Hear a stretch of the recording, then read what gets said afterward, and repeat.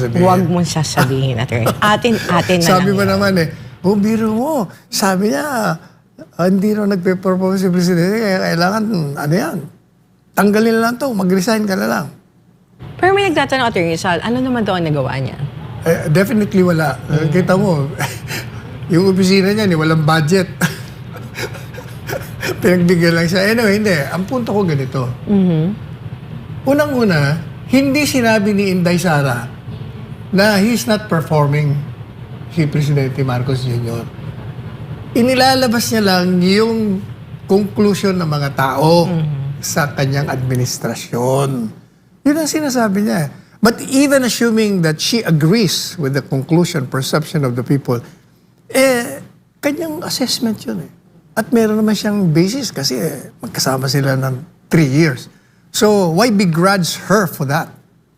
Kayo talaga.